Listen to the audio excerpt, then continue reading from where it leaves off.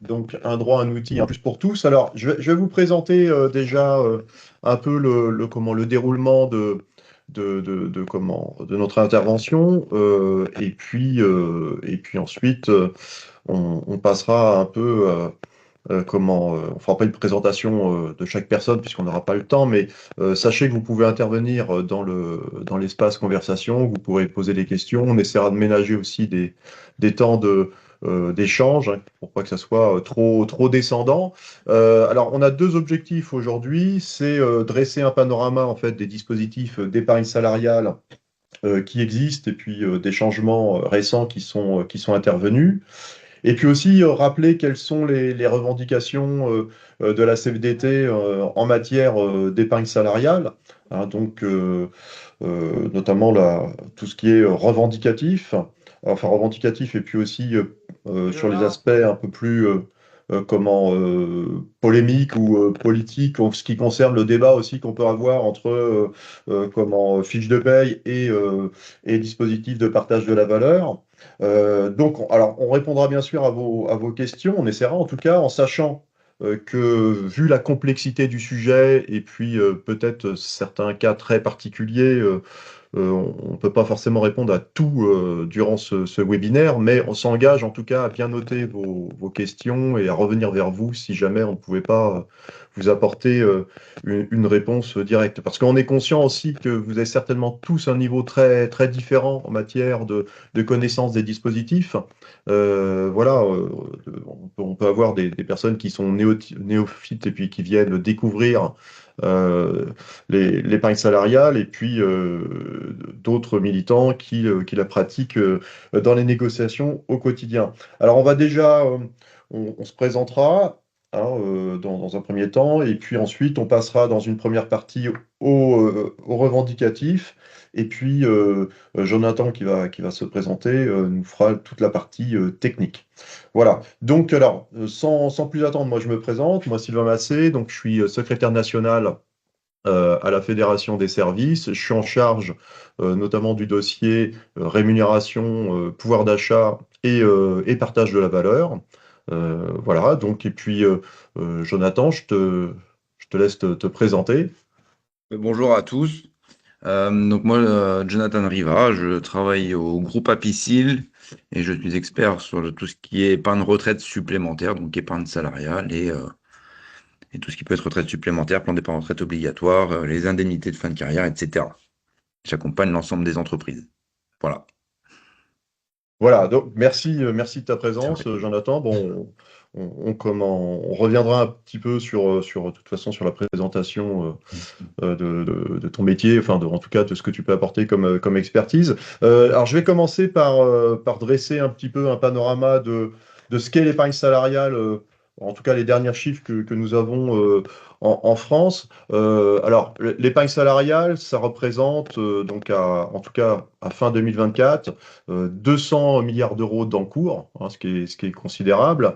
On a 166 milliards qui sont sur des plans d'épargne entreprise, ce qui représente une augmentation de 5% rien que sur la dernière année. Donc on voit bien qu'il y a quand même une tendance vraiment très positive sur ces dispositifs. Sur ces 166 milliards d'encours sur les plans d'épargne entreprise, on en a 80, enfin 96 milliards qui sont répartis sur des fonds diversifiés. Et là, on reviendra un peu plus sur ce point technique. Ce qu'il faut retenir, c'est que globalement, l'épargne salariale a progressé quasiment, enfin, a été multiplié par 3 depuis 2008.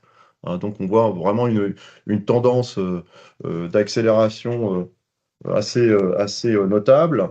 On a aussi des chiffres en hausse au niveau des entreprises. Il y a 416 000 entreprises qui sont équipées d'un dispositif d'épargne salariale donc en France. Et ça représente 12,8 millions de salariés. Là aussi, on a une forte, ouais, on a une forte augmentation. Alors peut-être oui, alors il y a peut-être quelqu'un qui a un micro ouvert, s'il est possible de... de l'éteindre.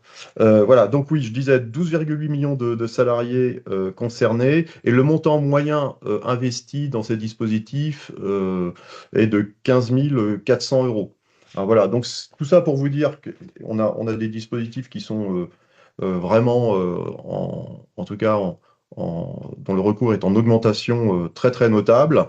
Donc ça justifie quand même qu'on s'y intéresse et qu'en matière de négociation, on soit vraiment à la pointe sur ce domaine, puisque l'épargne salariale, d'une façon globale, c'est quand même un des premiers thèmes de négociation en entreprise, hein, puisque c'est obligatoire, comme vous le savez, en tout cas pour la participation pour les entreprises de plus de 50, mais depuis l'ANI, ça a été étendu aussi aux entreprises, aux TPE, aux PME.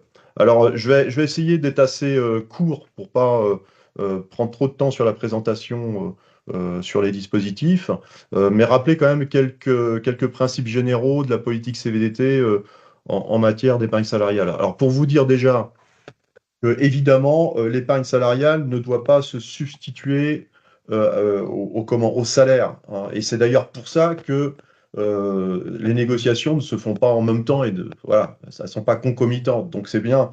L'objectif, c'est en aucun cas de se substituer au salaire. Ça doit constituer un complément de rémunération et non pas effectivement remplacer les négociations salariales ou venir en contrepoint.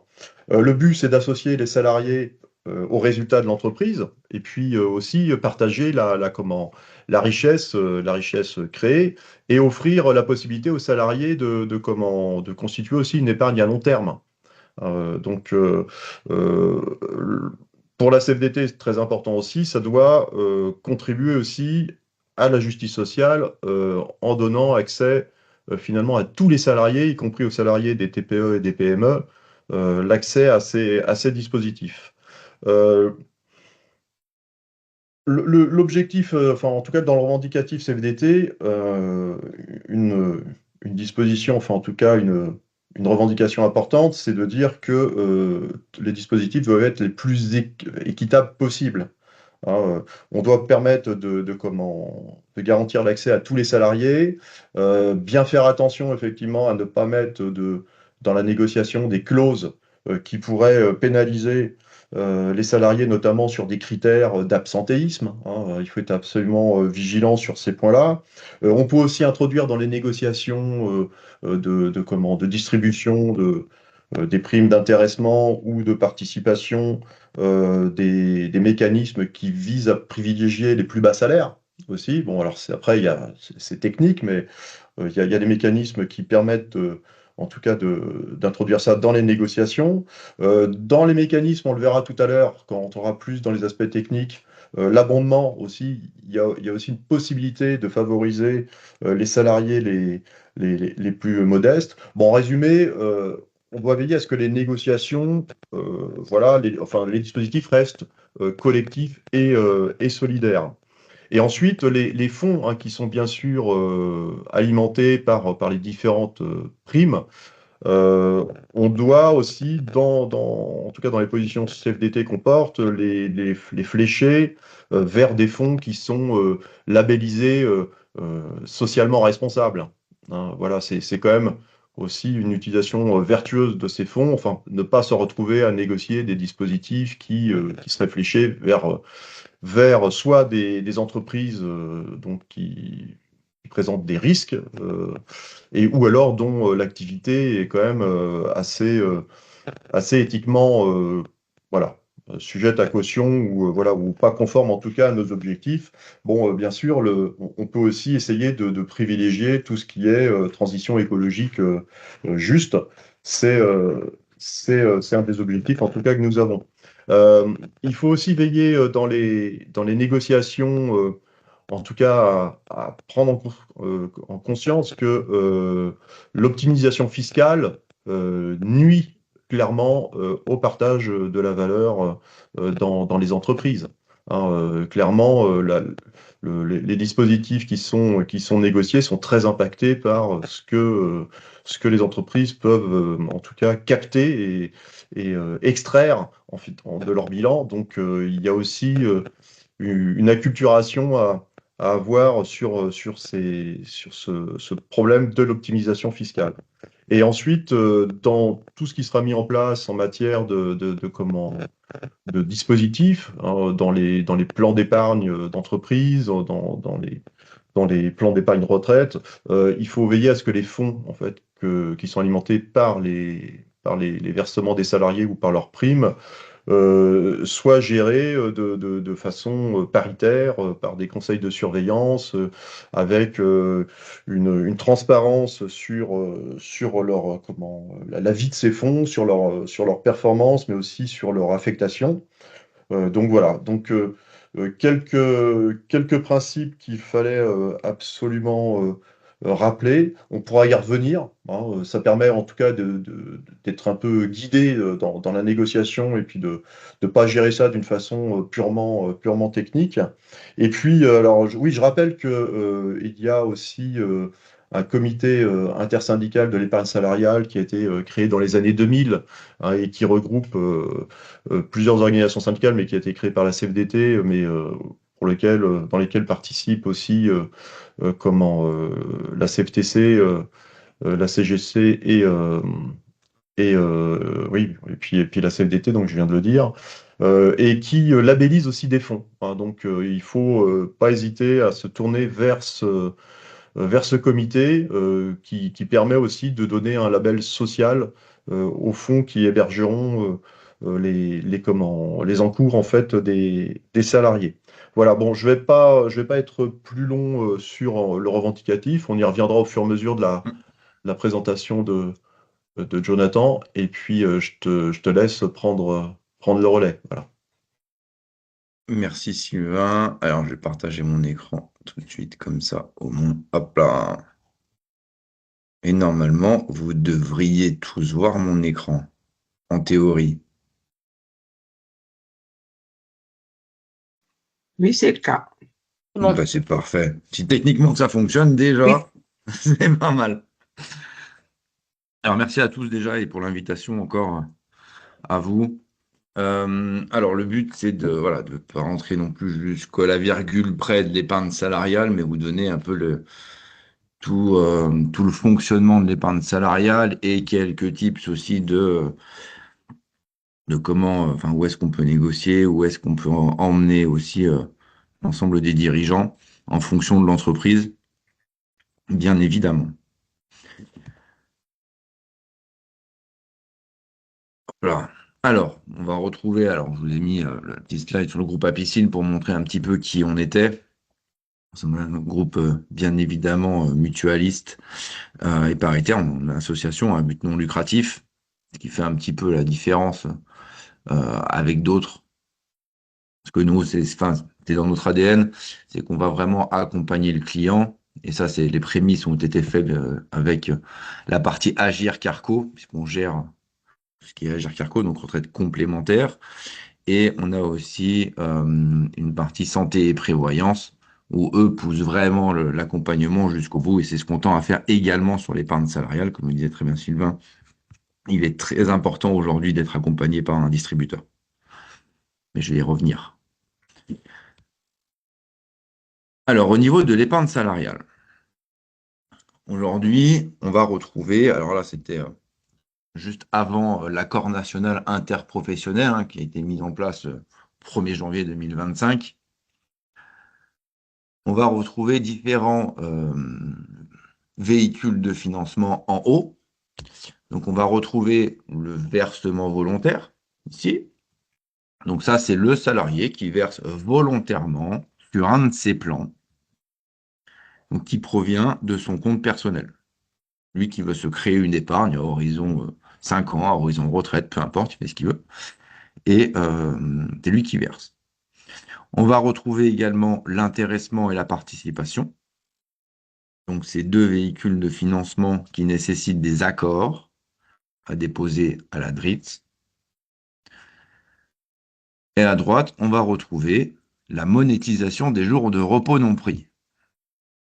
Un grand mot pour expliquer qu'il existe aujourd'hui une passerelle entre les jours qui ne sont pas pris, au-delà de la 4e semaine posée, bien sûr, Et on peut venir monétiser jusqu'à 10 jours par an sur un plan d'épargne retraite collectif ou sur un plan d'épargne entreprise. On entend par jour de repos non pris tous les jours, heures corps, heures de récupération, congés payés, RTT, etc., etc., qui constituent un jour, et on peut venir les monétiser. Entre tout ça, on va retrouver ce qu'on appelle un abondement, qui est une option, c'est optionnel. L'abondement est porté par un plan d'épargne entreprise et ou plan d'épargne retraite collectif, et c'est tout simplement une multiplication de la somme versée provenant d'en haut. Donc on a un élément déclencheur pour avoir un abondement, c'est un versement. Alors attention, il est possible de, de mettre un abondement uniquement sur un seul véhicule. À titre d'exemple, dans mon entreprise, on va dire que j'ai un accord de participation, peu importe. Mon entreprise a la possibilité de mettre un abondement uniquement sur le versement volontaire. Donc ça veut dire que si ma participation, je veux la placer sur un plan d'épargne, l'abondement ne sera pas déclenché puisque il n'a pas été indiqué au contrat. Ça, c'est un élément justement où il faut faire attention, puisqu'il faut bien que ça soit indiqué dans les plans. Enfin, on va retrouver deux réceptacles en bas, plan d'épargne entreprise qui a à horizon 5 ans et plan d'épargne retraite collectif qui a à horizon retraite. Pour les deux, on va retrouver des cas de déblocage anticipés que je vous ai bien évidemment listés.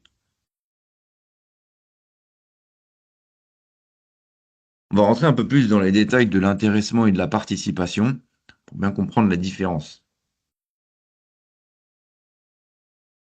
L'intéressement a une règle de calcul qui est complètement libre. C'est-à-dire que je vais pouvoir venir indiquer à l'intérieur des critères de déclenchement qui vont être propres à l'entreprise. Je peux indiquer une économie de ramettes de papier, une économie d'essence, un chiffre d'affaires, un seuil de résultat courant avant impôt. Je peux indiquer vraiment n'importe quel critère de mon entreprise, l'obtention d'une norme ISO, l'obtention d'une qualité RSE, etc., etc., etc., etc. Au niveau de la règle de calcul, normalement, elle doit être mise à disposition à l'ensemble des salariés par un affichage. Donc l'accord d'intéressement doit être accessible à l'ensemble des salariés. Elle doit être compréhensible et elle doit être calculable. On peut la calculer avec un bilan N-1, pas de problème, normalement. Ce que dit le texte dit au niveau de l'intéressement que la formule doit être objective, donc on fixe des objectifs, elle doit être réalisable et elle doit être aléatoire. Elle peut être aléatoire de deux façons. Le déclenchement ou non, c'est-à-dire que j'ai atteint le seuil pour pouvoir déclencher ou pas, donc on a un caractère aléatoire, mais aussi au niveau du montant. C'est-à-dire qu'on peut avoir des paliers crescendo, hein, puisqu'on peut mettre vraiment, on peut aller très loin dans une règle de calcul,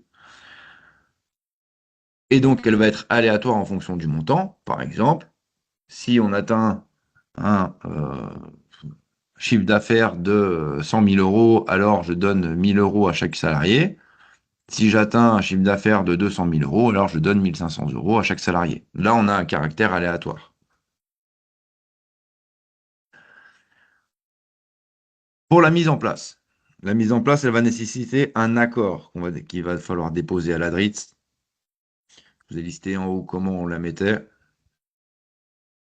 Donc, par accord collectif, bien évidemment, par accord entre la direction et les représentants. Au niveau du CSE, par ratification à la majorité des 2/3 ou par décision unilatérale de l'employeur. C'est dans l'ordre d'importance. C'est-à-dire que je ne peux pas faire une décision unilatérale de l'employeur si j'ai un CSE, si j'ai des représentants syndicaux ou si j'ai un accord collectif. Si j'ai tout ça en place dans mon entreprise, je suis obligé de passer par une ratification des 2 tiers du salarié. Au niveau du mode de répartition, on va avoir le choix entre 4 critères. Donc une répartition uniforme, c'est-à-dire qu'on va donner la même chose à l'ensemble des salariés. Une répartition proportionnelle au salaire. Une répartition proportionnelle, pardon, au temps de présence et une répartition en fonction d'une combinaison des 3 critères. C'est-à-dire que j'ai la possibilité de choisir 40% de manière uniforme et 60% sur le temps de présence, par exemple. Si je mets proportionnel au salaire, forcément, je viendrai me caler sur les différences de salaire que je peux avoir dans mon entreprise. À titre d'exemple, je prends toujours le cadre supérieur qui touchera forcément beaucoup plus qu'un salarié, ouvrier ou autre. Là où il est important aussi d'ouvrir les échanges avec les dirigeants, et c'est là où je préconise toujours de vous faire accompagner également par le distributeur, qui doit être forcément accessible, pouvoir également vous accompagner dans la compréhension, dans la nature des textes qui ont été préétablis sur les accords de plan d'épargne entreprise, plan d'épargne retraite collectif, etc., etc., et aussi d'intéressement et de participation.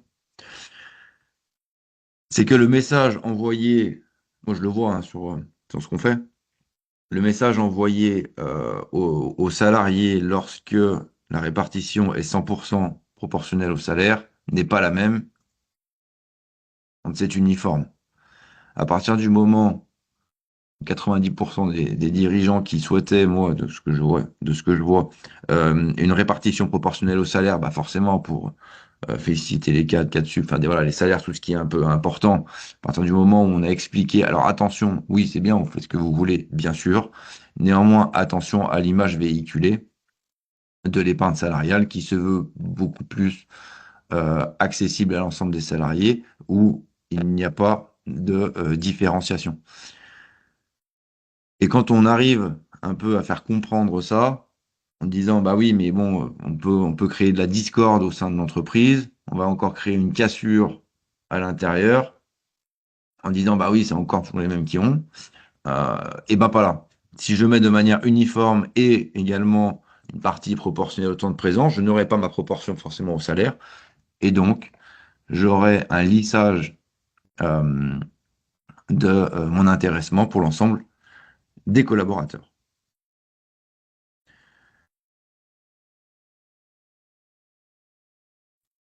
Au Oui, niveau de la part, ah, oui, oui, vas-y. Jonathan, donc je me fais l'écho de la question de Ah, comment de je l'ai pas Vincent affiché. qui Oui. voilà qui pose la question qui pointe la contradiction un peu de voilà l'intéressement doit avoir un caractère objectif, variable et aléatoire et puis alors, tu pourras dire Vincent si tu veux préciser mais voilà c'est comment en fait ça peut sembler un peu contradictoire donc comment ça fonctionne quoi voilà Au niveau de la comment règle ça de se marie. calcul? Oui, oui, enfin, comment ça se marie? Comment on peut avoir à la fois un intéressement qui a un caractère clairement objectif, mais qui reste variable et aléatoire? Alors, quand on dit objectif, c'est-à-dire qu'on va déterminer un objectif, un point d'arrivée. Donc, de manière objective, on peut avoir, c'est ce que je disais tout à l'heure, on peut avoir euh, du temps de présence global, on peut mettre du chiffre d'affaires, on peut mettre du port des EPI, on peut mettre des accidents de travail, on peut mettre vraiment tout ce qu'on veut à l'intérieur. Donc là, je vais déterminer un caractère objectif. L'intéressement va être variable en fonction, pas forcément, de si j'atteins mes objectifs ou pas, forcément. Donc, je vais avoir bien un caractère variable en fonction de si je l'atteins ou pas, mon objectif, et il va être aléatoire puisque je le déclenche ou non, ou le montant va être supérieur ou non. Et c'est là où on va avoir une corrélation. Nous, on a fait on a un accord d'intéressement il y a peu de temps, où on est venu indiquer à l'intérieur, on a pris tous les services de l'entreprise. Alors, c'est pas une grosse boîte, il y a une vingtaine de salariés dedans, euh, qui est dans la métallurgie. Et on a créé un accord d'intéressement qui est venu donner un certain nombre de points. C'est pareil, on peut même faire ça. Un certain nombre de points en fonction du service. Alors, je vais prendre un exemple sur 3 services. On va prendre le service administratif. Il y a le service, on va faire un service transport et un service au niveau des magasiniers. Donc, on va avoir, je mets exprès la partie fabrication. Donc, on a dit, ben, pour la partie administrative, on veut faire, alors, je sais pas, mais on veut avoir des économies de ramettes de papier, par exemple, sur le service administratif. Et ça va être sur 33 points. Donc, c'est moi, il faut que j'arrive à 100. Ensuite, je vais avoir mon transport où je vais indiquer je vais indiquer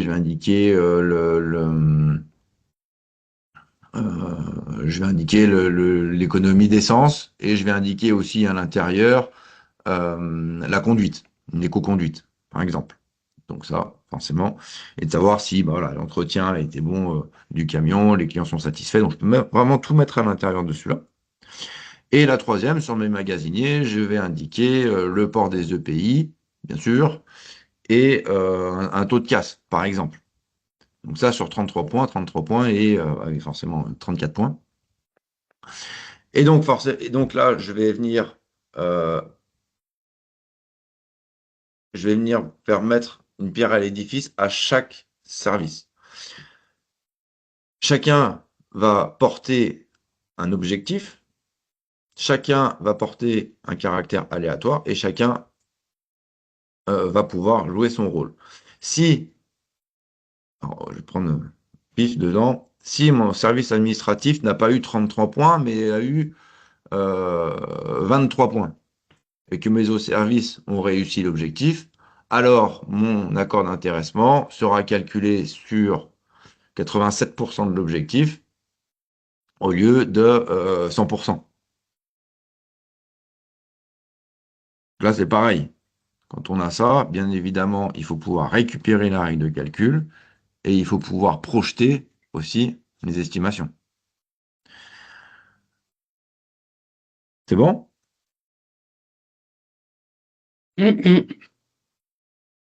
Et Très du bien, coup, très bien. l'intéressement est par service, c'est Et ça? du coup, alors, on a un Ou c'est accord. global? Alors, on a un accord global avec des objectifs par service. Donc avec après une redistribution par service, du coup. Non, Non, l'accord d'intéressement est global, donc la distribution sera pour global. l'ensemble des salariés, exactement, en fonction D'accord. du Donc ça mode veut de dire que si un répartition que j'ai choisi. service n'a pas atteint ses objectifs, du coup, Hmm. l'autre va le regarder et dire ouais, mais moi j'ai pas eu, moi j'ai atteint, et ça risque. Exactement. Donc ça risque de poser un petit problème parce que nous on a un truc avec les ramettes de papier et que ça, mais on l'a fait pour tout le monde en fait. On l'a Ah fait au oui, global parce que le risque il est là aussi. bien On est sûr. d'accord. Ok, Bien sûr, bien sûr. ça marche. Ok, merci. Donc c'est ça. C'est pour ça qu'il faut vraiment avoir accès Faut faire justement à la attention à formule ça. de Ouais, calcul. Ouais. faut faire gaffe. Hmm. Bah oui, Parce que oui, oui, complètement. ça peut, au lieu de faire un esprit d'équipe, ça fait plutôt un esprit de se tirer dans les pattes, en fait, au final. Donc, il Alors, faut faire gaffe. exactement, il faut faire gaffe. Par contre, c'est là où je reprends encore ce que j'ai dit avant, mais on a aussi un rôle à jouer.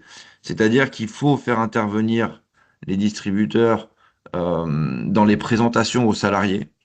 Nous, on fait des présentations aux salariés, on vient expliquer le mode de calcul de l'intéressement, comment ça fonctionne, pourquoi c'est fait comme ça. Et après, c'est de tendre aussi vers l'entraide et non pas de Oui, tirer sur l'autre. oui, ouais, l'idée Forcément. avec tout le monde, ouais, mais ouais, enfin, moi, Oui, quand on met des objectifs individuels, ça peut être compliqué aussi, quelque part. Donc, voilà. complètement. Mm. Voilà. Après, je rejoins juste une remarque. Nous, on a fait sur l'accord d'intéressement, on a fait ça, un petit, hein, mais par contre, sur la participation, on a choisi depuis des années, donc on a mis du temps. Il y avait 50% qui était par rapport au salaire et 50% qui était par rapport au commun pour tout le monde, en fait, Mm. euh, sur la formule. Et en fait, on a choisi de le faire pour tous pareil, 100% de répartition, pour justement un esprit collectif. Bien Donc, sûr. il y a une somme et on se la dirige. Et c'est beaucoup plus facile pour pour les entreprises, pour les dirigeants et pour nous aussi de communiquer, on peut communiquer sur une somme globale. Exactement. Et c'est un avantage. On a d'autres dispositifs individuels, hein, mais qui ne sont pas dans ça. Donc voilà, c'était juste une remarque. C'est très intéressant de le faire 100% pour tout le monde. Ouais, moi, je préconise souvent. Et les cadres étaient favorables, hein. Je veux dire, même Ah, les hauts mais ils salaires. Tout comprennent, le bien monde, sûr. parce qu'ils disent oui, on partage, on a tous travaillé. Ah ouais, C'est le ouais, j'ai résultat de jamais eu de l'entreprise. remarque. Hmm. Mm. Comme vous Ok. dites, moi, j'ai jamais eu de remarque dessus en disant non, non, on reste sur ça, proportionnel au salaire. Généralement, c'est uniforme, les cadres le comprennent très bien. Non, non, il n'y a Mm. pas de Ok, sujet là-dessus. ça marche, merci. Ensuite, au niveau de la participation. Donc, la participation, elle a une règle de calcul légale qui est inscrite ici, qui est calculable, bah, bien évidemment, sur le N-1, c'est sûr. Et après, au niveau des projections, ben, il faut attendre le bilan. Il est possible d'avoir néanmoins une règle de calcul dérogatoire qu'on retrouve en dessous, les trois qui sont en dessous là. Hop. On a le droit de la choisir seulement si elle génère un résultat supérieur à la règle de calcul légale. Hmm. Alors attention aussi sur la participation, puisque les chiffres, on peut bien évidemment en faire un petit peu ce qu'on veut et on peut venir réduire assez facilement euh, une règle de partie, enfin la génération de la participation. Euh, il arrive aussi parfois, je vais reprendre l'intéressement, il arrive aussi parfois que dans un accord d'intéressement, il soit indiqué une règle de calcul et qu'on vienne y déduire la participation. Alors, il peut y avoir des avantages, mais des désavantages forcément. C'est-à-dire que si j'ai une règle de participation, parce que je suis obligé d'en mettre une de règle de participation, je suis obligé de mettre une participation en place, puisque je suis plus de 50 salariés, néanmoins, mes résultats font que je ne génère pas euh, de montant. Que je déduis ce montant-là d'un possible intéressement. Je vais prendre un exemple à 2000 euros, plafonné à 2000 euros par salarié. Donc forcément, là, tant mieux, puisque mon intéressement qui va me générer 2000 euros déduit de ma participation 0 euros, j'aurai bien 2000 euros pour mon salarié. Par contre, si je déduis la participation mais qu'elle a généré quelque chose, forcément, ça ne viendra pas en sus, mais en moins. Donc, au lieu de toucher, on va dire, si la participation générait 500 euros, j'aurais mes 2000 euros d'intéressement plus mes 502 euros de participation. Ça me ferait bien 2500 euros. Par contre, si je la déduis ma participation, comme j'ai pris dans mon exemple précédent, alors j'aurai toujours 2000 euros. Donc, il peut y avoir, en fonction de ce que génère la participation, un intérêt de la déduire sur un intéressement pour toujours avoir, en fait, un montant euh, qui soit distribuable à l'ensemble des salariés, mais il peut y avoir aussi un effet négatif. Donc ça, c'est possible de le faire dans un accord d'intéressement. Donc bien lire jusqu'au bout, la règle de calcul, parce que des fois, elle est vraiment en bout de ligne, au bout de texte.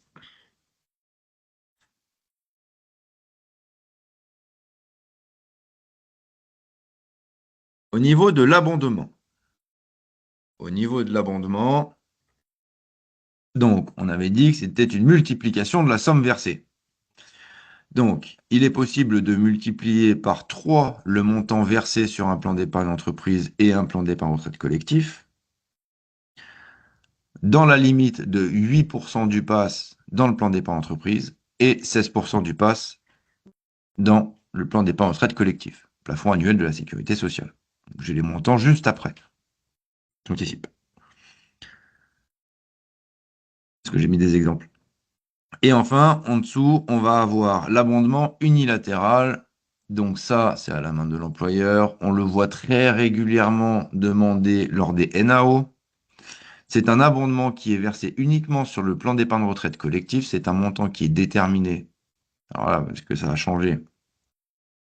Donc par l'employeur. Et qui va être versé à l'ensemble des employés de façon unilatéral, uniforme. On va avoir le même montant pour tout le monde. Une obligation. On ne peut pas faire ce qu'on veut. Cet abondement unilatéral peut être utilisé une année et pas une autre. Il peut être utilisé, bah voilà, ce que je vous disais, lors des NAO, lors pour mon anniversaire de l'entreprise, les 50 ans de l'entreprise, 100 ans, peu importe. Donc voilà, nous on le voit beaucoup au niveau des syndicats, c'est souvent ce que je leur propose aussi, bien sûr, c'est souvent, ça ressort souvent lors des échanges avec la direction euh, pour pouvoir donner, voilà, se constituer une épargne à horizon retraite.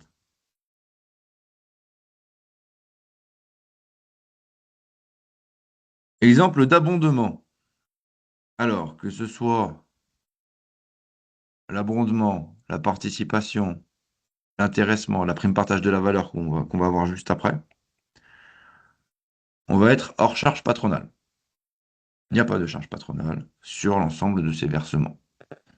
Donc c'est un point aussi, alors déjà c'est un bon point pour les deux, mais c'est aussi un point de négociation, puisque forcément, je peux venir je peux aller chercher un petit peu plus, puisque je n'ai pas de charge patronale dessus.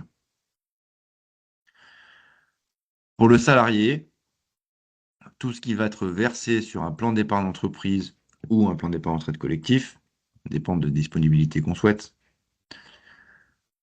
On va avoir des charges salariales qui vont être réduites, puisqu'on va quand même conserver notre éternel CSG-CRDS, qui va durer 2 ans à l'époque, et qu'on a encore.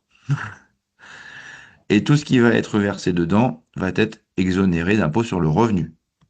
Ne rentre pas dans l'impôt sur le revenu. Au bout de 5 ans, sur le plan d'épargne entreprise, les sommes deviennent disponibles. Je peux les récupérer ou non, j'en fais ce que j'en veux de cette somme-là. Si je récupère, au bout de 5 ans, sur mon plan d'épargne entreprise, les sommes sont bien défiscalisées.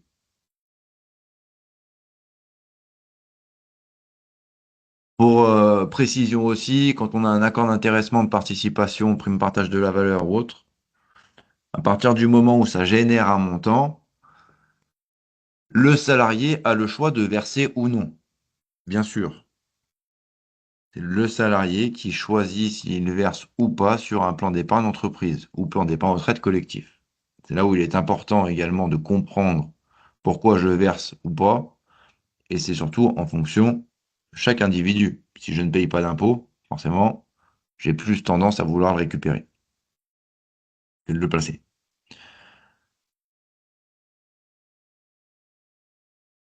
Là, on va retrouver les plafonds d'abondement. Donc,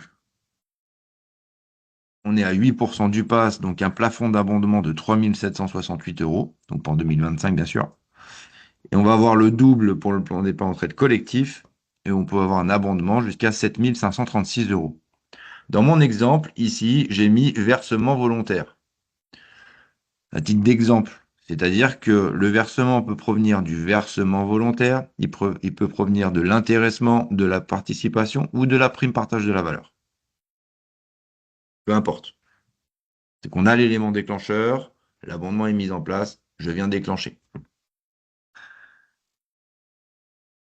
L'abondement est fait pour l'ensemble des salariés, néanmoins à l'intérieur des règles d'abondement, on a des options d'abondement qui sont forcément en corrélation avec les textes de loi. On peut retrouver un abondement, alors nous on l'appelle classique, mais bon, peu importe. Donc c'est-à-dire en fonction du versement, comme je vous ai dit au début, si je peux mettre un abondement juste sur la participation et pas sur l'intéressement, juste sur le versement volontaire et pas sur la participation et l'intéressement, etc., etc. Je peux venir moduler un petit peu comme je veux. Le but, c'est de bien comprendre aussi qu'on peut faire ce qu'on veut avec l'épargne salariale et que par le biais de ces dispositifs-là, on peut transmettre également des messages. C'est-à-dire que l'employeur peut très bien dire, eh ben moi, sur mon abondement, je vais mettre un abondement par ancienneté, parce que c'est possible de le faire. Légalement, il est uniquement fait sur les versements volontaires. Et je veux donner que aux personnes qui ont plus de, allez, je vais extrapoler justement exprès pour dire faire attention, qui ont 20 ans d'ancienneté. Manque de peau, dépend où on se place. Au-dessus de 20 ans, il n'y a que 3 personnes, dont le dirigeant. Vous m'avez compris, ça peut être un moyen d'optimisation fiscale pour une certaine catégorie de personnes. Donc c'est là, il faut bien regarder aussi les accords de plan d'épargne entreprise et plan d'épargne retraite collectif, où il est indiqué à l'intérieur la règle d'abondement qui a été déposée à la DRITS. On peut avoir également, en termes d'options d'abondement, on peut avoir l'abondement par palier aussi. Donc, alors, par palier, c'est un peu comme les impôts, mais dans l'autre sens, c'est-à-dire que plus je verse, plus j'ai. Néanmoins, il y a quelque chose aussi à l'intérieur qui est inscrit dans les textes, hein, c'est que l'abondement doit être dégressif. Donc, je vais vous expliquer rapidement. C'est que j'ai des vases que je vais venir remplir, comme les impôts, hein. Une fois que j'ai rempli, je vais avoir mon deuxième palier et troisième palier. Étant donné que c'est dégressif, moi, de ce que je vois, hein, quand on les met en place, on a surtout un besoin de lissage de l'abondement. C'est-à-dire que mon salarié aura besoin de moins mettre au départ pour avoir un abondement plus important. Donc, jusqu'à, on va dire, 500 euros, 500 millilitres, on va dire, pour mon premier récipient, j'ai un versement qui va remplir mon récipient. Je vais donner 3 fois le montant versé. De 501 millilitres à 750 millilitres, donc j'ai un delta de 250 euros, il faut que ce soit dégressif. Donc, au lieu de donner 300%, je vais donner 200%, 2 fois le montant versé. Et ensuite, en bas, sur mon dernier palier, mon dernier récipient, il faut que tout a été rempli.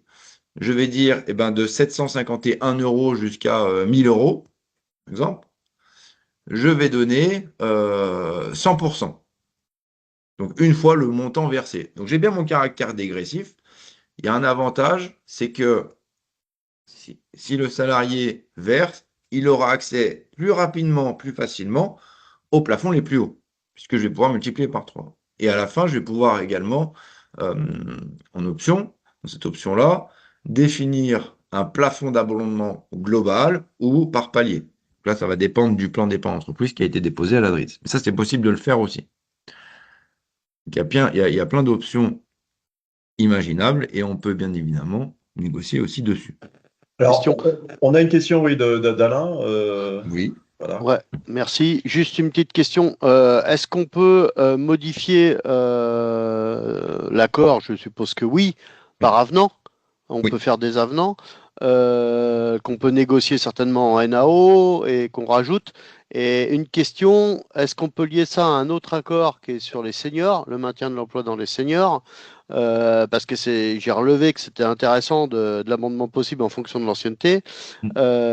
Du coup, voilà, faut être en cohérence avec ce que veut aussi, ce qu'on veut dans l'entreprise. Si on veut maintenir les emplois un peu plus longtemps, voilà, faut peut-être aussi favoriser l'ancienneté. Enfin, je trouve ça assez intéressant en fait de pouvoir le faire. Soit, est-ce qu'on peut le faire en avenant dans le PE? Est-ce qu'on peut faire parce qu'en fait, c'est clair, les anciens, ils vont partir en fait, hein, dès qu'ils Bien ont leur. sûr. Alors, je sais pas si ça les fera rester d'avoir quelques sous supplémentaires, mais ça peut être peut-être un an, je sais pas. Voilà, Ça peut aider complètement. ça peut aider, ouais. Ça peut aider parce qu'il va peut-être vouloir rester et parce que l'employeur n'a pas forcément anticipé le fait qu'il faille transmettre les connaissances parce que ça c'est un vrai problème aujourd'hui. Mm, Rien n'est anticipé, rien n'est prévu et après c'est problématique. Donc oui, ça peut être avenanté à la DRITS. Donc ça c'est en fonction du plan qui a été d'accord. déposé par simple voie d'avenant, hein. C'est en disant Ok. l'ensemble des textes n'est pas modifié, sauf l'article 3, alinéa 1 de mon plan d'épargne entreprise. Et je viens rajouter voilà, un détail ou supprimer une règle et modifier et changer. Complètement. D'accord, ok, Ouais. Complètement. ça C'est très marche. très simple. Ok, Voilà. Et je rajoute une petite question, Jonathan, merci.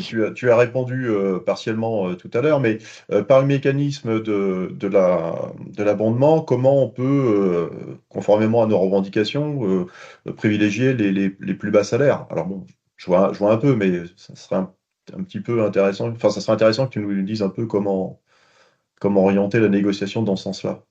Alors, pour favoriser les plus bas salaires, bah, enfin, il y a le problème qu'on a, moi, je le vois, je le ressens aussi, le problème qu'on a avec les bas salaires, c'est qu'à 98%, ils vont prendre en fait la participation, l'intéressement ou la prime partage de la valeur. Ils ne vont pas forcément avoir les moyens, bien évidemment, de faire du versement volontaire dessus. Hmm. Comme on a dit pour l'abondement, il faut un élément déclencheur. Si la personne ne verse pas un minimum dessus, alors forcément, il n'aura pas d'abondement. Ça, c'est la problématique de l'abondement. Donc la négociation peut se porter, alors d'une part sur l'abondement unilatéral, c'est-à-dire que c'est l'employeur qui verse unilatéralement de façon uniforme un montant à l'ensemble des salariés. Alors par contre, c'est à horizon retraite, d'accord? Et on peut aussi aller chercher sur de l'abondement par palier, donc avec Oui, des montants importants au départ. Donc, par exemple, jusqu'à 250 euros, je vais donner 3 fois le montant versé et après descendre un peu plus rapidement. Psychologiquement, les, enfin, psychologiquement, les salariés avec de faibles revenus vont peut-être plus facilement aller mettre de l'argent sur un plan d'épargne entreprise, qui a horizon 5 ans d'ailleurs. Nous, quand on fait les présentations, on l'explique très bien. C'est-à-dire que oui, c'est bloqué pendant 5 ans. Donc, pas dire que pendant 5 ans, je suis d'accord avec vous, il faut serrer la ceinture. Je suis d'accord. Mais au bout de 5 ans, je vais pouvoir débloquer tout ce que j'ai versé 5 ans avant. Donc, par exemple, je verse en 2025. Je vais récupérer en 2030. En 2031, je vais récupérer ce que j'ai mis en 2026, etc., etc., etc. J'ai une incompression en fait de l'attente euh, 4-5 ans, ouais. qui est de 5 ans. Ensuite, je vais pouvoir tout débloquer. Donc déjà aussi, voilà, le discours peut aussi aider à, euh, à mettre à l'aise les gens sur des versements sur un plan d'épargne entreprise. Nous, on a fait ça avec des pourcentages sur ceux qui versent par l'entreprise, ceux qui laissent sur leur plan, ils ont 15% en plus, ou Ouais, 10%, etc., ceux qui laissent. Parce que, en fait, le problème, c'est exactement ça. Les bas salaires, ils vont avoir tendance à un truc, mais il y a un moment, c'est de l'éducation. Et nous, on dit que la participation, c'est du plus. Et oui, il faut vraiment décorréler de ça, en fait. On force un peu l'épargne, mais c'est pour les biens du salarié, s'il veut le faire, en fait. S'il veut pas le mm, faire, il n'est pas obligé. Mais par contre, c'est vrai que c'est un peu dommage de ne pas profiter de ce système-là parce qu'on veut l'argent tout de suite, quoi. Il y a bien un sûr, moment, vaut mieux le négocier en NAO, une prime, mais ça, on force à épargner, en fait. On essaye, mais il y en a qui ne le prennent pas, hein. J'ai dit, moi, je suis pas imposable, je veux l'argent tout de suite. Bah ouais, mais c'est bon. ça. Après, Par on ne contre, peut pas reprocher les représentants d'avoir mis un accord. Voilà, je pense qu'il faut vraiment bien l'expliquer, en fait. c'est Mais c'est ça. comme les tickets resto, hein, il y en a qui n'en veulent Mm. pas, hein. Alors qu'on est à Oui. 60%, on est à 60% payé par l'employeur. Et il y en Oui, a qui parce n'en qu'ils veulent pas, il comprennent dit ah pas. non. Ouais, C'est ça, c'est un ouais. problème. Oui, après, c'est un problème de compréhension et puis d'accessibilité à la connaissance. En parlant de finance, aujourd'hui, 70% des Français sont acculturés à la finance, alors que une fois que c'est bien expliqué, c'est pas si compliqué que ça finalement. Et on est dans la même problématique là. C'est-à-dire qu'on a toujours des explications, alors, sauf les salariés qui ont la chance d'avoir euh, un comité qui vous explique, parce que ça, moi, j'en vois pas beaucoup par contre. On est souvent, ouais, on est souvent en renfort et on vient souvent un peu externaliser aussi le discours. Ça, c'est quand même pas mal. Euh, Néanmoins, quand on vient expliquer aux salarié qui a une participation, mais qu'il n'est pas obligé de tout prendre sur son salaire, déjà, on a fait un grand pas. Donc, en général, ils sont pas forcément au courant. Ils disent toujours, même si on l'a expliqué 25 fois, hein, mais à chaque fois que le papier tombe en disant, bah, qu'est-ce que vous voulez faire de votre participation? Bah non, moi je la prends. Ah oui, mais peut-être que vous avez oublié que vous pouvez prendre une partie et mettre une partie justement pour venir déclencher l'abondement qui est possible sur le plan d'épargne entreprise. Donc, vous avez, vous avez 500 euros de participation ou d'intéressement, peu importe. Vous avez 500 euros. Si vous prenez 400 euros. D'accord? Vous prenez sur votre salaire 400 euros, mais les 100 euros restants, si vous les mettez sur votre plan d'épargne d'entreprise, alors avec une règle, on va dire par palier, justement, par palier, eh ben, si ces 100 euros-là, tu les mets sur ton plan d'épargne entreprise, tu auras 3 fois le montant. Donc, tu auras 300 euros. Donc, sur ton plan d'épargne entreprise, en 2025, tu auras versé 400, tu auras 400 euros. Donc, dans 5 ans, tu pourras retirer tes 400 euros. Si tu ne fais pas l'effort aujourd'hui, dans 5 ans, tu n'auras rien.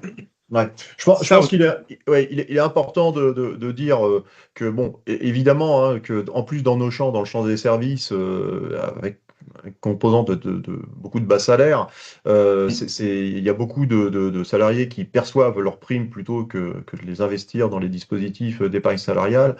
Mais c'est important, nous, on négocie en tout cas des dispositions qui permettent au moins, en fait, de favoriser les revenus les moins importants pour leur donner une capacité d'épargne, en fait.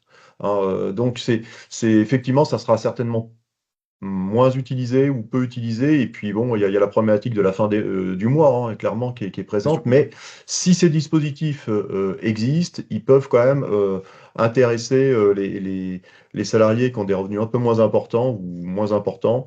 Et en tout cas, on se doit leur donner quelque part cette chance d'épargne, puisque historiquement, l'épargne salariale, ça a été souvent la seule épargne en fait des salariés. Qui n'avaient justement pas de capacité d'épargne autre. Hein. Donc, alors maintenant, la législation a beaucoup changé. Bon, dans les dernières années, est permis de percevoir en fait les primes au lieu d'être obligé finalement de les placer. Mais bon, voilà, c'est quand même enfin, important pour nous d'offrir cette possibilité-là aux salariés par le biais de la négociation, quoi.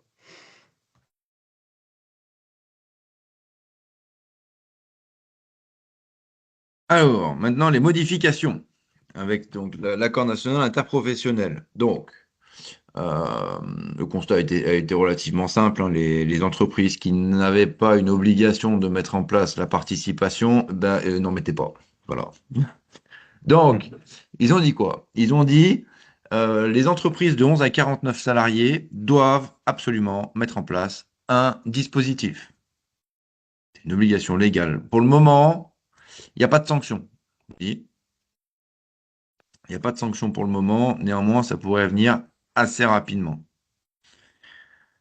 Donc, il faut qu'elles aient un bénéfice net fiscal au moins égal à 1% du chiffre d'affaires, une évolution sur les 3 derniers exercices. Je vous ai mis, vous aurez tous les textes de loi aussi en haut, j'ai mis tous les liens. Euh, donc, à partir du moment où j'ai une évolution de 1% sur les 3 dernières années, donc 2022 plus 1%, 2023 plus 1%, 2024 plus 1%, alors je suis obligé d'en mettre un en place en 2025. Si pendant les 3 ans, il y a une année où je ne fais pas 1%, forcément, ça repousse. Bien d'accord. Et on a le choix, pardon, entre une participation, un intéressement, un abondement, donc qui sera uniquement fait sur le versement volontaire si je choisis que ça, bien sûr, ou une prime partage de la valeur. Donc ça, c'est pour les entreprises de 11 à 49 salariés. J'ai une obligation, je le choisis, je le mets en place. Donc voilà maintenant comment ça fonctionne. On a rajouté ici la prime partage de la valeur, qui est rentrée pleinement dans les dispositifs d'épargne salariale. On va retrouver également une modification sur l'abondement unilatéral, où c'est plus 2% du pass. Je vous ai passé les détails, puisque ça ne sert plus à rien de le savoir, où maintenant on va être plafonné à 3 000 euros. Et on va avoir la PPVE, un outil qui est complètement inconnu, qui est la prime partage de la valorisation de l'entreprise. Pas confondre avec la prime partage de la valeur. Donc la PPV, prime partage de la valeur. Alors, elle rentre pleinement dans le dispositif d'épargne salariale, elle est versable sur un plan d'épargne entreprise et ou sur un plan d'épargne retraite collectif. Tous les textes de la prime partage de la valeur ont été récupérés de l'intéressement. Ils ont pris la tête, ils ont fait copier-coller, terminé. Par contre, attention, sur la prime partage de la valeur, il y a des options en plus sur la répartition. on suppose que ça devrait venir découler possiblement sur les règles de répartition de la participation et de l'intéressement, qu'il n'y a pas aujourd'hui. Donc la prime partage de la valeur peut être fonction de la rémunération, fonction du salaire, comme l'intéressement ou la participation. On peut également indiquer l'ancienneté dans l'entreprise. C'est là où je rebondis sur la question de tout à l'heure. Prime partage de la valeur peut être aussi un élément pour venir conserver les personnes proches de la retraite. En fonction du niveau de qualification, je vais y revenir bien sûr, la durée de présence effective pendant l'année écoulée et aussi la durée de travail prévue au contrat. Donc si dans mon contrat de travail il est écrit 40 heures et que mon collègue il est écrit 28 heures, forcément, il touchera au prorata de 16 heures. Moi aussi, forcément. Attention sur le revenu de qualification, de classification, pardon. C'est-à-dire qu'on peut venir indiquer cadre ou non cadre. ETAM, on peut venir, voilà, on peut venir tout indiquer à l'intérieur. Par contre, c'est à la bonne volonté de l'URSSAF. C'est-à-dire que dans vos négociations, si vous voyez qu'une prime partage de la valeur est au niveau, est répartie avec la classification cadre non cadre, que le cadre touche 3 000 euros et l'ouvrier touche 500 euros, l'URSSAF tombe dessus directement. Il va dire, je sais parce qu'on a eu le cas, ils vont dire que ce n'est pas dans la psychologie du partage de la richesse de l'entreprise. Et donc, on va réintégrer l'ensemble des primes partage de la valeur des cadres avec les charges patronales et salariales, forcément, puisque ça en découlera. Donc, attention au niveau de classification. C'est un point qui est extrêmement important, extrêmement dangereux aussi si on a des disparités. Donc là, ça peut aussi aider à un nivellement des primes. Pas des salaires, parce que ce n'est pas des salaires, attention. Donc, la prime partage de la valeur est également éligible à l'abondement, c'est-à-dire que ma prime partage de la valeur, je fais comme l'intéressement, je peux la garder, la verser sur un plan d'épargne d'entreprise et ou un plan d'épargne retraite collectif qui peuvent déclencher possiblement un abondement. Les plafonds sont de 3 000 euros par salarié. Je peux les distribuer, je peux les payer en une fois, deux fois, pas de problème. Ce plafond de prime partage de la valeur est porté à 6 000 euros si dans mon entreprise je mets volontairement un accord de participation ou d'intéressement, donc si je suis moins de 50 salariés, ou si je mets volontairement un accord d'intéressement, puisque je suis obligé de mettre en place de la participation, forcément. Donc à ce moment-là, on va porter ça à 6 000 euros. Ça peut être aussi un bon moyen de négociation quand on connaît l'année qu'on a faite et qu'on a des chiffres exceptionnels, bien sûr. Ce qui s'est passé chez nous, par exemple. Donc ça peut toujours donner quelque chose en plus. C'est pour l'ensemble des salariés soumis par un contrat de travail, comme tous les autres. Il y a un tout petit tips en plus, c'est que la prime partage de la valeur et l'intéressement peuvent être mis en place également dans les associations, contrairement à la participation, puisqu'elle est corrélée aux bénéfices, et dans tout ce qui peut être public. Voilà. Donc là, le texte de loi, disant qu'elle peut être portée à 6 000 euros, la prime partage de la valeur. On va retrouver les forfaits sociaux, je les ai mis quand même, pour dire que en dessous de 50 salariés, il n'y a pas de forfait social, ça coûte 0. Pour les entreprises de 50 à 250 salariés, en fonction si c'est versé sur le plan d'épargne entreprise ou le plan d'épargne retraite collectif, ce sera 20% ou 16%. Et que pour la monétisation des jours de repos non pris qu'on trouve ici, là, donc la possibilité d'envoyer jusqu'à 10 jours par an sur un plan d'épargne retraite collectif, où je ne suis pas obligé de passer par un compte épargne-temps, bien sûr. Si j'ai un compte épargne-temps, je suis obligé de passer par le compte épargne-temps pour ensuite envoyer sur le plan d'épargne retraite collectif. Néanmoins, il n'y a pas de forfait social et il y a une exonération partielle des charges de sécurité sociale. De le jour, grosso modo, il coûte entre 15 et 18% moins cher. Donc ça peut être aussi un élément de négociation, d'aller chercher, de pouvoir monétiser, donner la possibilité de monétiser les jours et d'avoir un abondement, parce que je peux aussi abonder cette monétisation, bien sûr. Et Vincent, est-ce que ça correspond enfin, ça répond à la question que tu avais posée dans le chat sur les jours de repos non pris? Oui, savoir s'il pouvait être déclencheur de l'abondement ou pas. Ouais, d'accord. Voilà, et il peut être déclencheur d'abondement, complètement. Aussi, c'est une très bonne nouvelle. C'est une très bonne nouvelle, oui. On l'utilise beaucoup. Mm. On va beaucoup là-dessus. Euh, Principalement pour tout ce qui va être jour de récup, heure corps. On en a beaucoup. Les compteurs sont importants et généralement, ils sont pas forcément pris. Donc, ça donne une possibilité euh, de se créer une épargne à horizon retraite.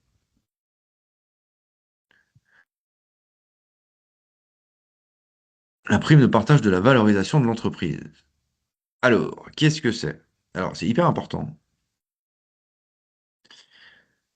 parce que, alors, c'est le commissaire aux comptes qui vient déterminer la valeur de l'entreprise actuelle, aujourd'hui, N. On fait un pari à 3 ans, c'est clairement ça, en disant, bah, dans 3 ans, je veux qu'on ait alors cette valorisation de l'entreprise-là ou qu'on fasse plus 10% sur la valeur de l'entreprise. Si on atteint cet objectif, alors je donnerai X milliers d'euros, soit à l'ensemble de mes salariés, soit par salarié, etc., etc. Si on ne l'atteint pas, je ne donnerai rien.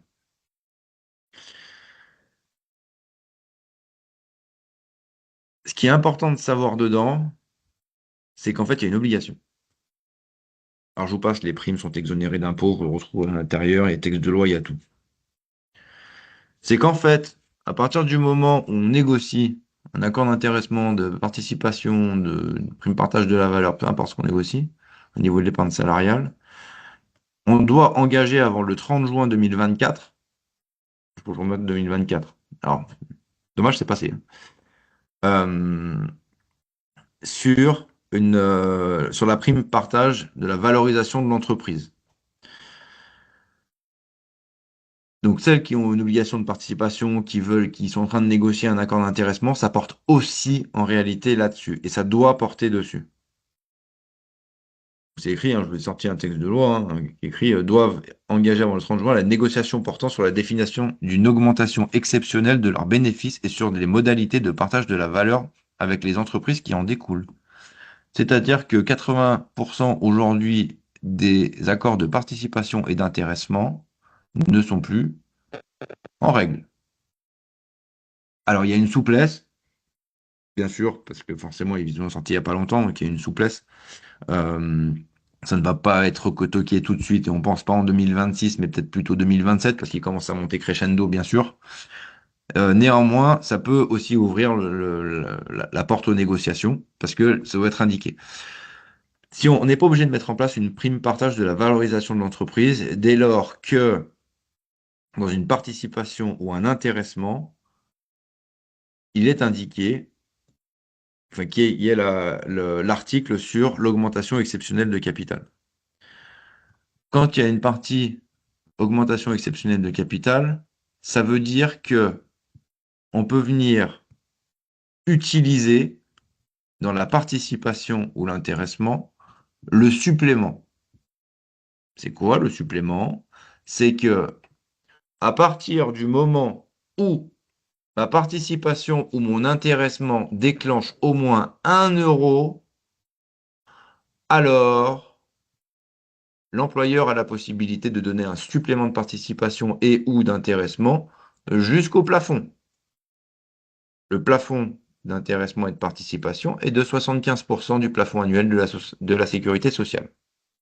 Donc 75% de 47 000 euros. Donc ça veut dire qu'il y a quand même une soupape en disant Je suis d'accord, c'est ce que ça veut dire en fait. Je suis d'accord que mes résultats ne reflètent pas la réalité de notre année, parce que on a fait une super année, néanmoins j'ai eu des investissements, etc., etc. Peu importe le contexte. Ça ne reflète pas. J'utilise mon droit de supplément d'intéressement ou de participation, et donc je vais aller donner 2000 euros à chacun des salariés. On retrouve le texte ici, bien évidemment. Donc il est là. L'application du premier alinéa est présent 1. La définition de l'augmentation exceptionnelle du bénéfice prend en compte des critères tels que la taille de l'entreprise, etc., etc. Les bénéfices réalisés dans les années précédentes ou les événements exceptionnels externes à l'entreprise. Donc, qui donne la possibilité, en réalité, d'aller chercher ces suppléments-là. Et il y a un laïus qui doit être indiqué dans l'accord de participation et d'intéressement.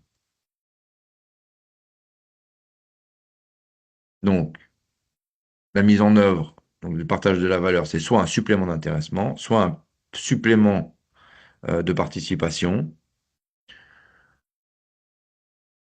soit sur l'ouverture d'un nouveau dispositif, si je n'ai pas d'intéressement en place, si je n'ai pas de prime partage de la valeur en place, ou si je n'ai pas d'abondement en place. Je dois porter sur ça. Sinon, il faut mettre en place une prime partage de la valorisation de l'entreprise. Comme je précise encore, attention, puisque ce n'est pas encore, c'est une obligation, c'est inscrit dans les textes.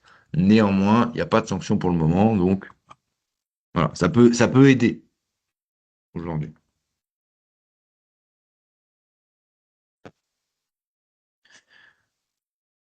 Au niveau de la participation, quelques modifications très rapidement. Pour les entreprises de moins de 50 salariés, ils ont donné la possibilité de déroger à la formule légale et de mettre ce qu'on veut, en réalité, un peu comme de l'intéressement, bien moins poussé, parce que les critères doivent être quand même des critères économiques, calculables facilement. Donc en général, c'est ce qu'on peut retrouver dans le bilan ou dans le compte de résultat. Donc ça, c'est pour 5 ans. La seule, euh, la seule contrainte, c'est que la formule dérogatoire qu'on met en place doit générer plus que la formule légale. Donc ça, c'est pendant 5 ans. Ils sont en train de le tester. Au niveau de la participation et de l'intéressement, il est possible aujourd'hui d'avoir des avances. Alors, attention avec les avances. Pourquoi? Parce que à partir du moment où on fait une avance sur quelque chose qu'on ne connaît pas, si le montant est moindre, enfin, font l'inverse, mais s'il est supérieur, bon, bah tant mieux. S'il est moindre, par contre, je vais devoir rendre. Comment ça fonctionne? Ça va fonctionner forcément sur le salaire, donc on va récupérer sur salaire le montant qui était dû. Et s'il a été placé sur un plan d'épargne d'entreprise ou plan d'épargne retraite collectif, bah pareil, on retiendra sur le salaire le montant. Et tout ce qui va être, ce qui aura été versé au titre de l'intéressement ou de la participation sur le plan d'épargne entreprise ou le plan d'épargne retraite collectif deviendra alors un versement volontaire. Donc, ce qui peut poser problème, bien évidemment, si je mets une règle d'abondement uniquement sur la participation ou l'intéressement, puisque si j'ai moins et que je dois rendre l'argent qui a été pris sur le salaire et que c'est déterminé comme un versement volontaire, à côté, j'ai mis un abondement uniquement sur mon intéressement, donc forcément, je n'y ai plus le droit, donc forcément, l'argent sera sorti du plan et réattribué à l'entreprise. Un micmac assez compliqué, je vous le cache pas.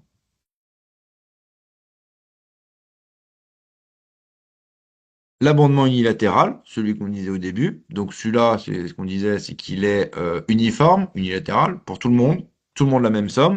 Donc avant, c'était maximum 2% du pass. Donc 2% de 47 000 euros. Ils ont dit c'est trop compliqué.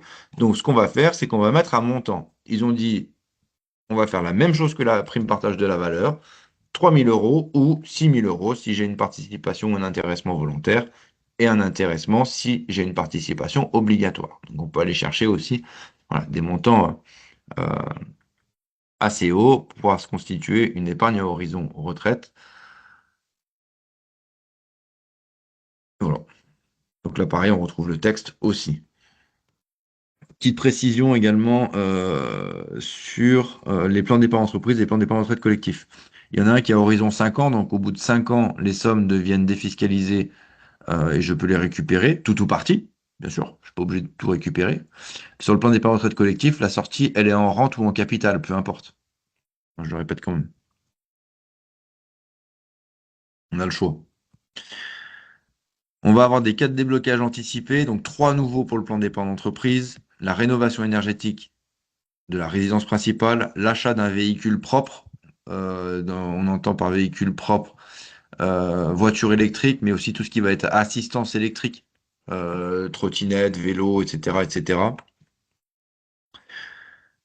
Cessation du contrat de travail, donc ça c'est les anciens, mais je l'ai indiqué quand même. Acquisition, construction de la résidence principale, ça on la retrouve également sur le plan d'épargne retraite collectif, parce qu'on peut aussi débloquer les, le plan qui a horizon retraite, naissance, adoption du troisième enfant, etc., etc.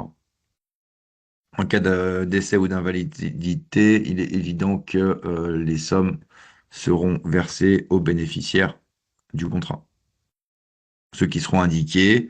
Il est important également de voir les clauses bénéficiaires dans les contrats parce que si j'ai indiqué mes enfants nés ou à naître et mon conjoint, mais que j'en ai pas, forcément, ça va être plus compliqué.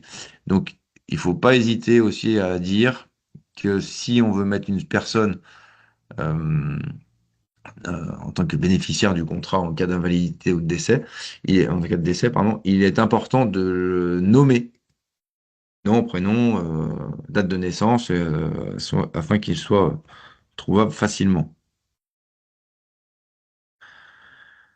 Enfin, l'offre financière.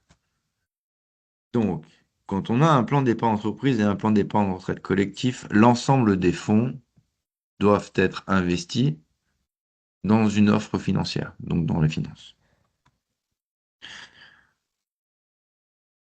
Dans la majorité des cas de ce qu'on peut retrouver chez les distributeurs, on va retrouver 3 profils de gestion. Donc 3 profils de gestion, prudent, équilibré et dynamique. Donc un pour dire, bah voilà, si c'est autogéré ça par nos confrères, hein. C'est autogéré, ça se gère tout seul. On a une répartition des fonds qui est faite et qui est conservée. C'est-à-dire que si j'ai X qui me rapporte plus que Y, bah forcément, je vais quand même garder cette répartition-là. J'aurai toujours 30% de X, 40% de Y, 20% de Z et 10% de A.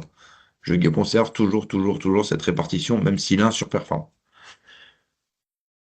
Donc ça, c'est en fonction de l'appétence au risque. Je rappelle quand même qu'on peut préconiser, hein, bien sûr, mais c'est pour ça que c'est important aussi d'intervenir dans des présentations aux salariés, parce qu'on vient expliquer aussi comment ça fonctionne, la finance, puisque c'est eux qui vont déterminer, qui vont choisir. Comme très bien dit Sylvain au départ, si on oriente sur des fonds labellisés, et sur des fonds labellisés, il faut quand même expliquer comment les trouver, ces fonds labellisés, et comment savoir ce qu'il y a à l'intérieur. C'est là où c'est important justement qu'on puisse le faire. Ou vous donner les moyens de le faire aussi. Parce que ça, c'est souvent pas le cas. Donc, offre financière, donc sur les plans d'épargne entreprise, j'ai 3 profils. Vraiment, c'est ça. Ou sinon, alors ça c'est la nôtre, peu importe, mais c'est pareil pour tous. Sinon, je peux venir avoir des fonds et les choisir librement. C'est là où c'est un peu plus compliqué. Donc, on a une liste de fonds dans des plans, on vient choisir ce qu'on veut, et on va pouvoir mettre 80% sur un, 20% sur l'autre, ou 1% sur chaque, vous faites bien comme vous voulez, peu importe. Par contre, ce qui est important de savoir là-dedans, c'est quoi regarder. La première colonne qui est extrêmement importante et qui pour moi est une des plus importantes, c'est la colonne SRI qu'on retrouve ici, là, au milieu, à côté de la belle. Si je vous dis que oui, l'Amundi 3 mots ESR, franchement, on va investir dessus, franchement, c'est génial. Ok, super, ça veut rien dire. On ne le connaît pas, on parle chinois. Par contre, quand on vous explique et quand on explique aux salariés que le SRI, c'est une échelle de risque qui a été obligé de mise en place, qui va de 1 à 7, et c'est le risque que porte le fonds.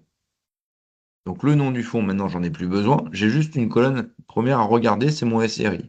Donc plus je suis proche du 1, plus j'ai un fonds sécurisé. Plus je suis proche du 7, plus j'ai un fonds qui est volatile avec une exposition importante de risque de perte en capital. Là, tout de suite, on comprend déjà un peu mieux. Après, on a aussi l'explication entre monétaire, obligation et action. Où l'obligataire, on va avoir des créances. C'est-à-dire que c'est pas nous qui empruntons, c'est un État qui va emprunter et c'est nous qui lui prêtons de l'argent avec un taux qui est accolé et donc il nous doit forcément ce taux. On inverse un petit peu les choses. Pas mal. Et sinon, on a des actions où là, on achète une part de l'entreprise. Donc c'est pour ça que c'est beaucoup plus volatile. Et sinon, si je veux pas de risque, c'est du monétaire indexé sur le fond, sur l'euro, bien sûr. Ouais.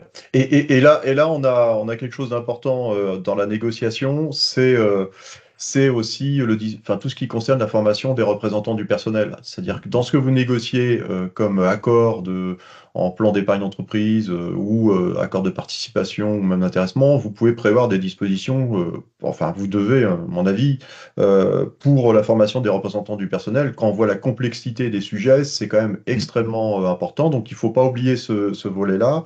Il faut aussi vraiment faire attention à la qualité de l'information délivrée. C'est-à-dire que le prestataire doit revenir régulièrement vers vous, vous expliquer quelle est l'évolution. Enfin, normalement, il doit y avoir une mise en place de comités de suivi ou de conseils de surveillance ou différents types de dispositifs qui permettent de suivre l'évolution des fonds. Sinon, on peut se réveiller avec vraiment des choses très difficiles, surtout en période de crise économique.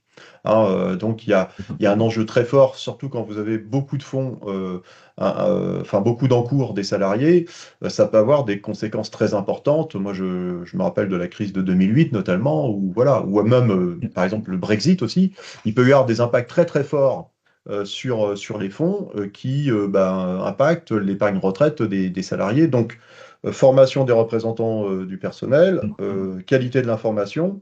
Et puis après, tu pourras peut-être nous en dire un mot, mais enfin, en matière de fonds labellisés socialement responsables, il y a aussi des obligations de toute façon. C'est-à-dire qu'on Oui.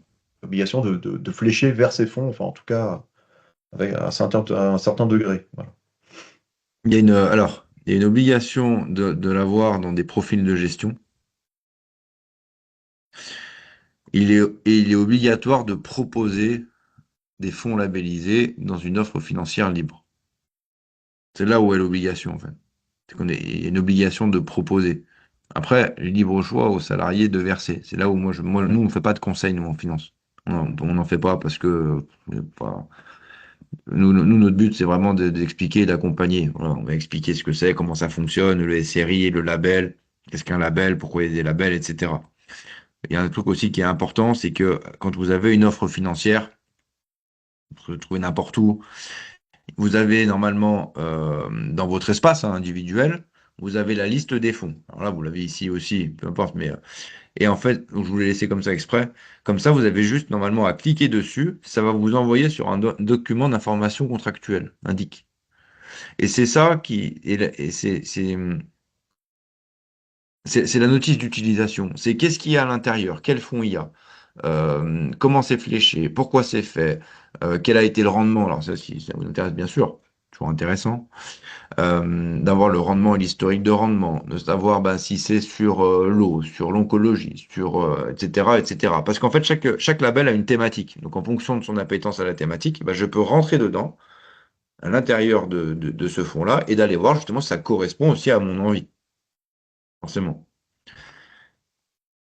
Ça a aussi, quand on propose des fonds labellisés, ça impacte également mon engagement RSE en tant qu'employeur. Ça peut être aussi justement euh, un levier de négociation pour avoir des fonds labellisés, pour avoir tel ou tel fonds, etc., etc., comme le CIUS.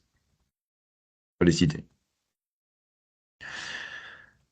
Au niveau du plan d'épargne retraite collectif, je trouve que j'ai un décalage. Au niveau du plan d'épargne retraite collectif, alors ça c'est légal, bien sûr. On va avoir la même chose. Donc prudent, équilibré, dynamique, c'est autogéré par les confrères. néanmoins, on va avoir une sécurisation des fonds qui se fait dans le temps. Pourquoi? Parce qu'à un an de la retraite, c'est pas le but de perdre 50% de son capital. Donc, tout seul, automatiquement, il a une obligation, il doit sécuriser tout seul ses fonds. Donc, par exemple, je vais prendre le AAA là, le 3, le série 3. Donc, on voit dans mon prudent que quand je suis à 4-5 ans de la retraite, eh ben, je ne l'ai plus. Donc, en fait, on a soldé les positions à risque. Donc là, c'est du 3 pour pouvoir le verser sur du 1 et du 2. Comme par exemple, je vais prendre le bleu, là, le 4. Bah, lui, je l'ai soldé bien avant, puisqu'à 12-13 ans de la retraite, je ne l'ai déjà plus. Voilà. Donc automatiquement, on vient sécuriser les fonds du salarié. C'est une obligation légale, hein, attention. Ça, c'est obligé. Sinon, pareil, on va pouvoir choisir une offre financière libre en fonction, alors si c'est un plan d'épargne entreprise et un plan d'épargne retraite collectif propre à l'entreprise avec déposé à l'ADRITS, forcément, il y a une offre financière à l'intérieur. Et donc après, il faut rentrer dans les détails, voir s'il y a des fonds labellisés, etc., etc. Une petite Bien question. sûr. Oui. Comment on peut savoir l'organisme du départ à la retraite pour sécuriser ses fonds? Bah, Faut, faut lui dire en fait, non? Ou c'est en fonction de l'âge, c'est en fonction de quoi? Parce qu'il ne sait pas à quel âge on repart, lui. Ah bah lui, non, c'est fait par rapport à la législation. Donc c'est-à-dire que nous, notre grille là, par exemple, on l'a changé pour les départs à 62, 64, 67. Enfin, on a tout prévu.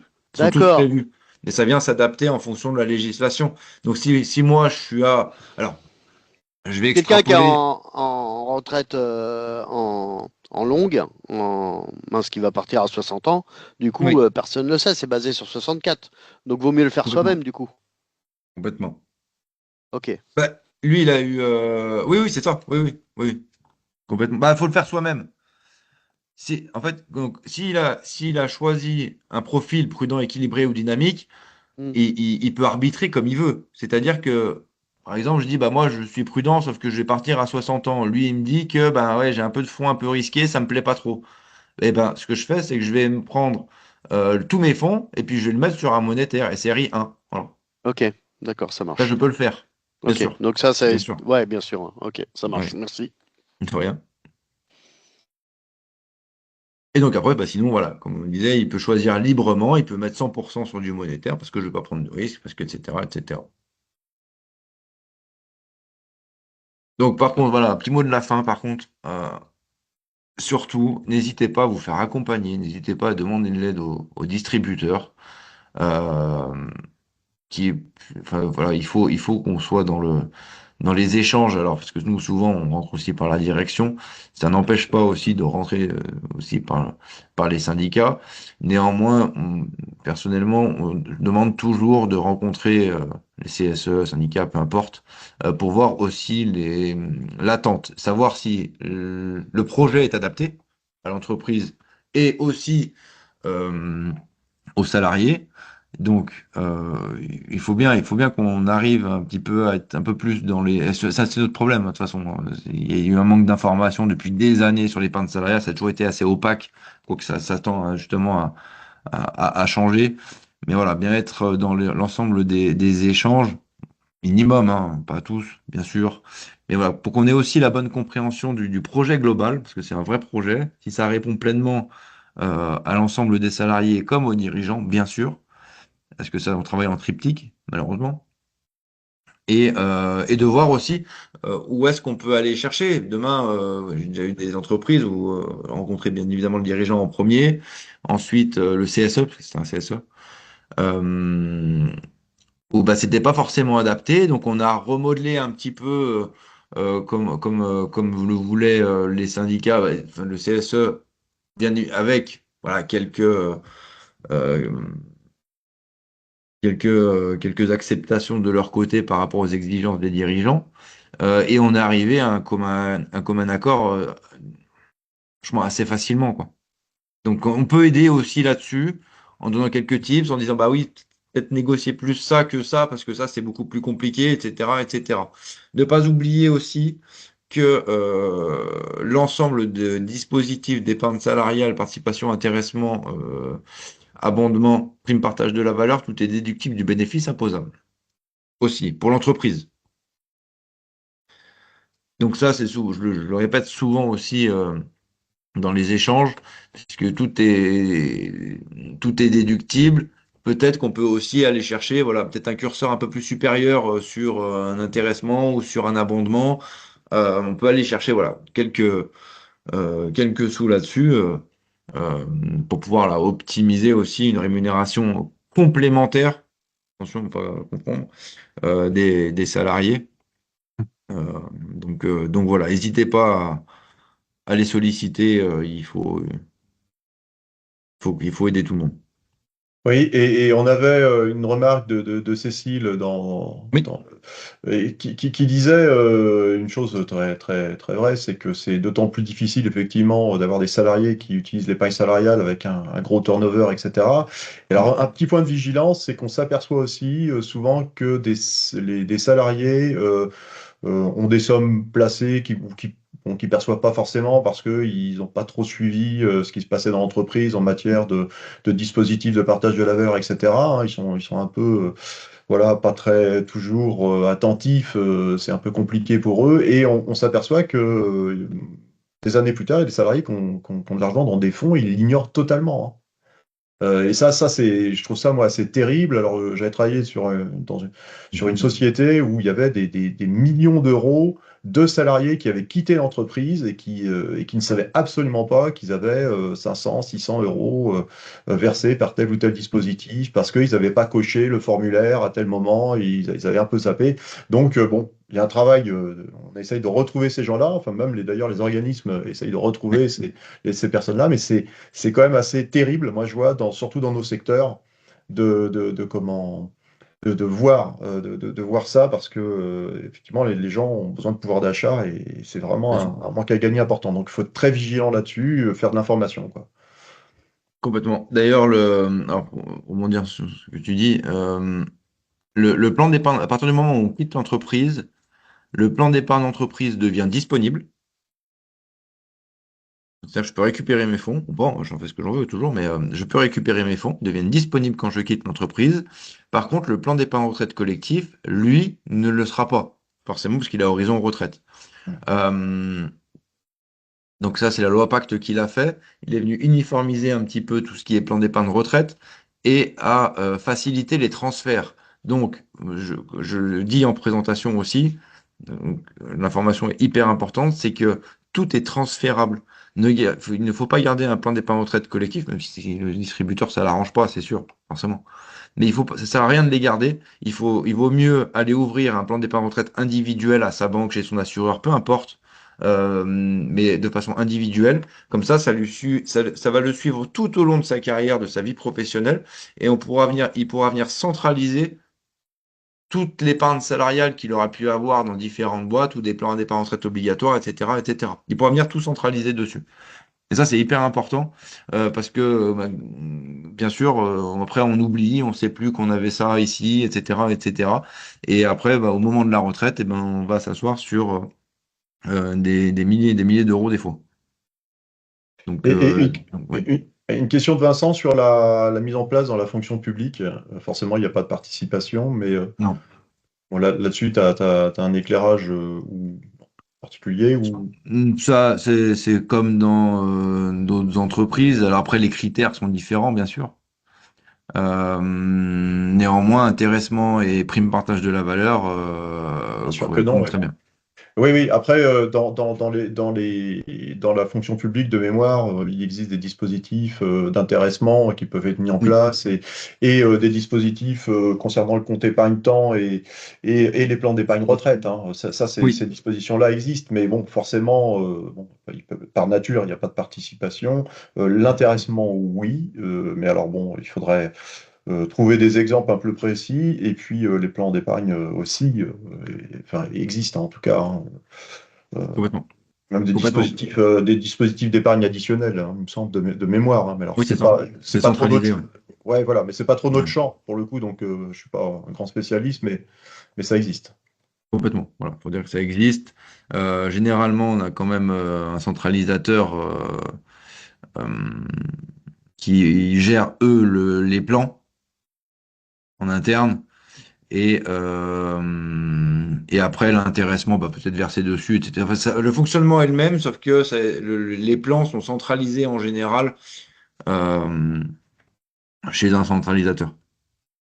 Donc, c'est une structure agréée par l'État et qui gère les plans comme peut le faire un privé, tout simplement. Les comptes épargne-temps, pareil, en généralement, ils sont gérés en interne maintenant. Il n'y en a plus beaucoup maintenant de distributeurs qui font du compte épargne-temps. Et c'est souvent géré en interne. Ouais. Euh, alors, peut-être qu'on peut passer. Enfin, si vous avez des questions en Mhm. cette fin de webinaire, si voilà, je regarde dans l'espace conversation en même temps, si vous avez quelques questions auxquelles on peut répondre, sinon on peut tenter une conclusion sur un sujet qui est extrêmement complexe, hein, enfin, donc par nature, dont on n'a pas fait forcément le tour, mais enfin, en tout cas, ça a permis d'avoir un éclairage sur les dispositifs.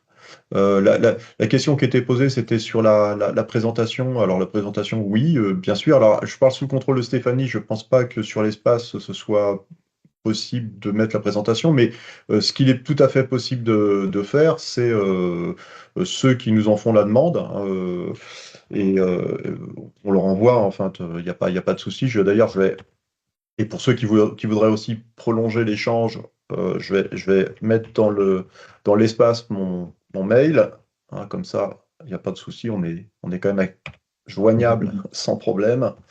Voilà, j'ai mis tout à l'heure pour Vincent mon numéro de téléphone et qui est public, donc il y a pas de souci. Et là, je mets mon mail aussi, donc voilà, il n'y a pas de souci. On peut vous envoyer la présentation, voilà, sans difficulté.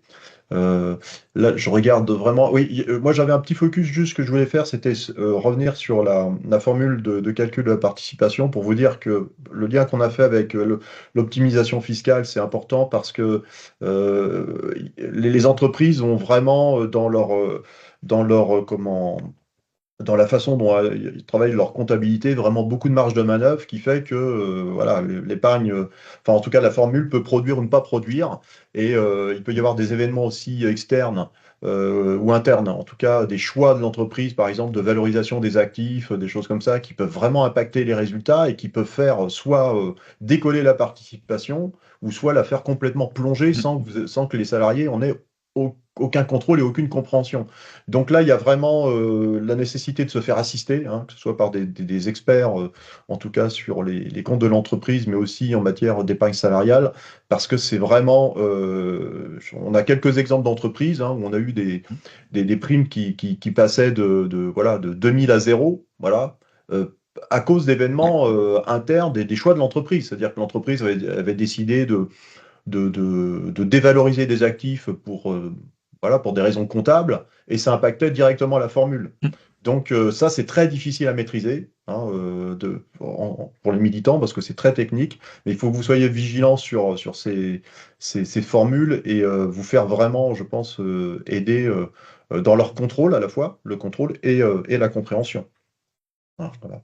Et puis sur la labellisation des fonds, je redis un petit mot sur le comité intersyndical d'épargne salariale qui est vraiment pas très connu, enfin enfin, pas à sa juste valeur en tout cas, donc il faut pas hésiter à les contacter, ils sont vraiment disponibles et essayer de s'orienter vers ça pour la labellisation des fonds.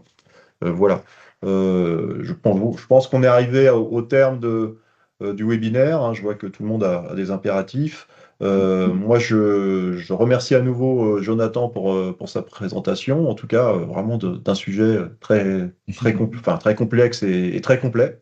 Voilà, merci beaucoup. Merci Merci à pour vous surtout. l'intérêt que vous portez au sujet. Et puis, pour vous dire que sur le revendicatif fédéral, en tout cas, ce que j'ai été obligé de vous présenter de façon très rapide, on va le formaliser et le développer parce que voilà, l'espace de temps qu'on avait ne permet pas de rentrer vraiment dans le détail de nos revendications pour vous aider. Et il ne faut pas hésiter à nous contacter si vous êtes, si vous avez besoin voilà, d'assistance, en tout cas sur ce sujet.